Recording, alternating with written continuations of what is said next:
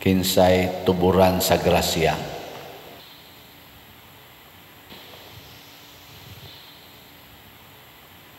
Kinsay tuburan sa grasya, ang tao o ang Ginoo? May kay mo mutubag na. Kinsay tig-distribute sa grasya, ang tao o ang Ginoo? Tig-distribute ba? Mauna na ang tao. Si Kristo mao ang Ginoo. Sa unang pagbasa, ang Ginoo misilot sa tao o sa bitin. Gipapahawa sila sa paraiso. Imbis sa una, sigihan sila hatag sa Ginoo, way problema. Kaon ra sila dito. Wa nay kinahanglan manguma pa, wa nay kinahanglan mo trabaho pa. Sige ra sila kaon.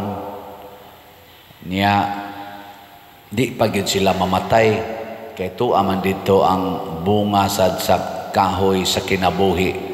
So di sila mamatay, di sad sila masakit, di sad sila matiguang.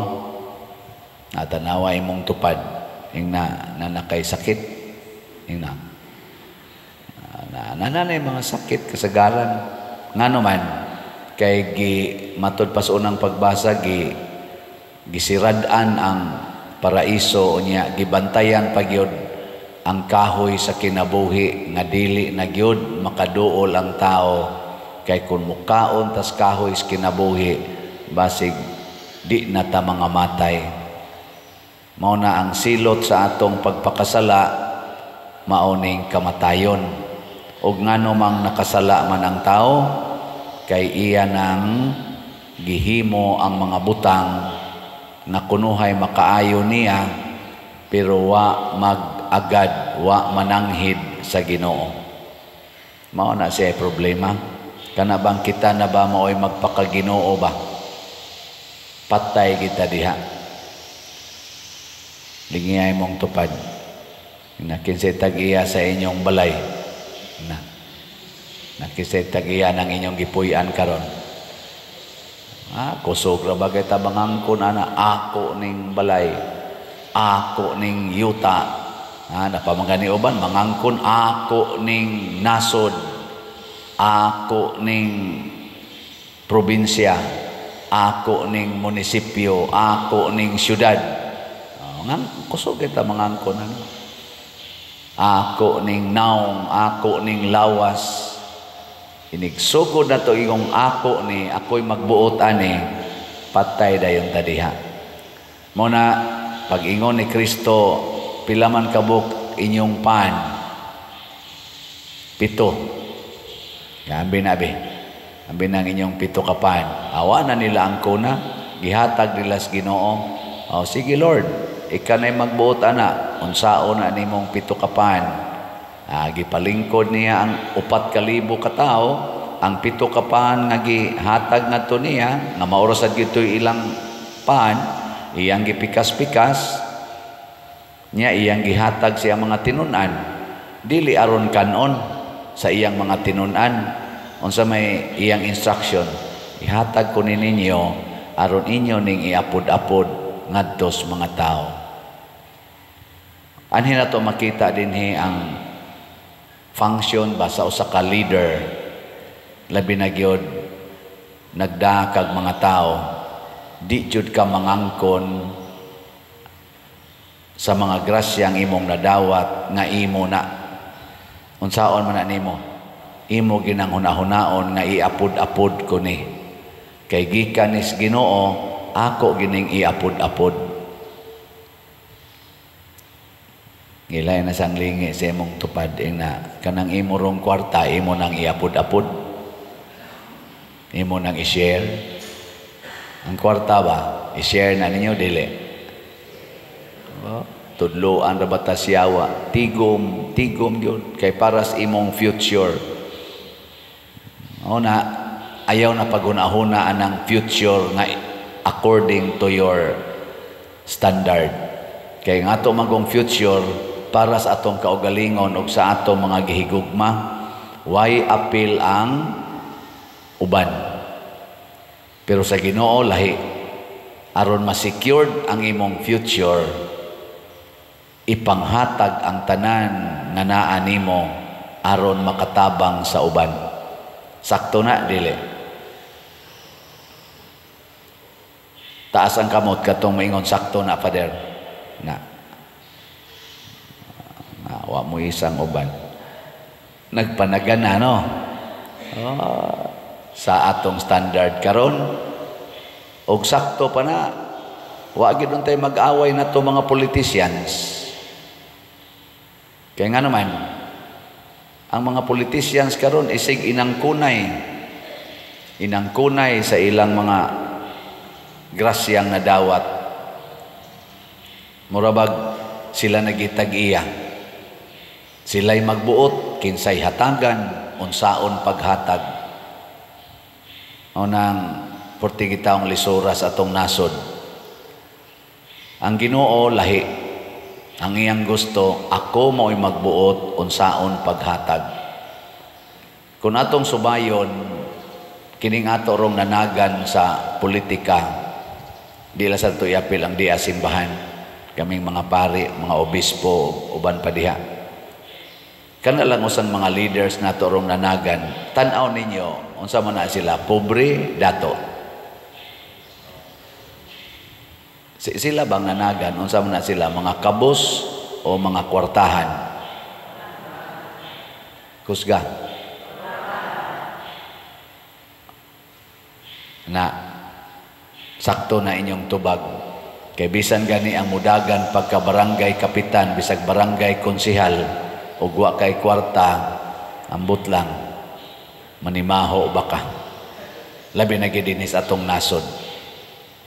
O manimaho man ka, kana, okay ra na.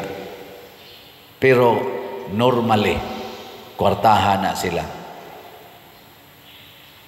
Pero ngano man nga nitumaw maning isyo nga mangayo pagid silag budget ug mahadlok silag dili matagaag budget para sa ilang kunuhay, ilang probinsya, ilang syudad, ilang distrito. Ngano mahadlok mo sila anak? Tungod kay hoy, tubag. Mo na rin common nga tubag. Nganong nipirma man kas impeachment, di niya ta mabahinan sa budget, mahutdan tas budget sa atong distrito, wa na ta ikapanghatag sa mga tao. Unya naam na sila kwarta. Tungod kay dili sila mohatag sa ilang personal nga kwarta ngadto sa uban. Ang ilang personal nga kwarta, punan pagid na nila. Punan. Maunay na as framework. Bisag ka mo, nanimba mo ron dire, kanang tanan ninyong kwarta, ihog na inyo sa kolekta. Ihog, dili. Nag-ampo, magaytang mo arang-arang panipadir. Ang pare, kanang among kolekta, amo nang ipanghatag tanan sa para sa mga tao. Ambot lang. O gunsaon man nato pag-ila, kining mga leaders nga dili Diyos nun. Kana bang mga leaders nga ang gihuna-huna ang ilang kaugalingon? At least tulo ka sukdanan ang akong nakita. Una, moasinso gyud na sila financially. Moarang-arang gyud na sila ang ilang mga kahimtang. Moarang-arang gyud makapamalit nag mga sakyanan nga mahal-mahal. Kung sa una motor na ilang sakyanan, karon 4-wheel na, o 4-wheel sa una multicab, karon Avanza na. Kung sa una Avanza, karon Fortuner na. Na magani uban kuno tricycle ray sakyanan, karon bulletproof na. Morang-arang gina ilang kahimtang. Ikaduha, ang ilang mga projects o ang ilang mga gipanghatag pirmi ginang naay nakatatak nga ilang ngan o ilang naong. Pangita mo diha. Basta sigig pamutang anang ilang naong ilangan diha niya ng mga butang nga ilang gipang share sa ilang mga katawhan kana dili na Diyos nun. Hoy, ang duko-duko mamudya. Maubitan nang nagkatag na diha nga to mga kon, a project of, from. Di na Diyos nun. Ang kaugalingon ana mo'y gipromote. Katulo, masuko gid na sila. Basta komentaryuhan og dautan ang ilang gibuhat nga dautan. Kana bang ilang gibuhat ba? Og sawayon o niya kritisayson, masuko na sila. Masuko. Na siya. Mao ni sila ang mga dili Diyos nun nga mga leader sa katilingban. Madinhi man sa simbahan o madiha mas gobyerno, mao ni ang atong mga sukdanan. Nakakita na ba mong politicians nga wa ni asinso? Nga nahuman sila sa ilang pangalagad, ang ilang kinabuhi nga gipuy-an sa una maura gyapon karon. Nakita mo ana? O nakakita mo pangitaan na nya mo nay atong paningkamutan og butar, pero di man sana sila managan kay man mo asinso. Basta makakita ta nga kanabang wa gyud ba muluho ang kinabuhi kana ato nang butaran. Ikaduha, kanang mga tao nga daghag gihimong project apan way gibutang nga iyangan, mao nay atong butaran. Kay pasabot ang iyang sentro mao ang katawhan, dili ang iyang kaugalingon. Sama ni Kristo, wa siya magpagarbo, ipanghatag lang ni ninyo. Wa mo ingon ang iyang mga apostoles, gikan ni Jesus ha, gikan ni Jesus. Nya katusang gahatag atong 7 kapan, wa sad gibandilyos Ginoo nga gikan ni kuan, mao ni ang atong sponsor. Mao bitaw dinhi sa atong simbahan, slot ra gid ni atong gipamaligya. Palit mog slots, di na to isulti inyong mga ngalan. Okay ra na ninyo dili? Okay ra mo? Anong inyong naong mura magkanang mga patay? Okay ra, may sa datong isulti. Kapoy kay basa ana mga sponsors. Mabita na nga ang criticism karon o mutanaw ta diha social media. Ang mga politicians kasagaran ila nang angkonon nga this is my project, aron ang mga tao mo believe nila. Pero diin man gikan kanang budget o kanang kwarta nga ila karong gigamit, gikan sa mga magbubuhis. Kinsa man ang magbubuhis? Kinsa man?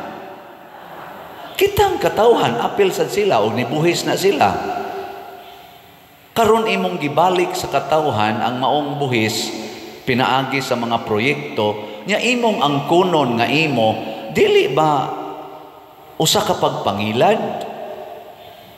Nga ako'y nag-project aniha, pero kining kwarta hagikan ni ninyo, pero ako na'y inyong tahuron, kay ako na'y nagpagawa sa project, pero gikan ni ninyo.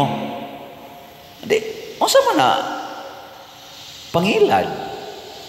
Pero kita lahi ang atong niya sa simbahan, ang kwarta, ang bahandi gikan sa Ginoo. Kinsa may atong pasikaton ang Ginoo. Muna kamo nang malit din higslots, congratulations kay nakita ang Ginoo diha ninyo. Mo na siya. Hilingay mong tupad. Ing na pakita ko Ginoo be. Ing na pakita ako Ginoo be. So dili lang manghatag ta kung dili muantos pagid ta para sa uban.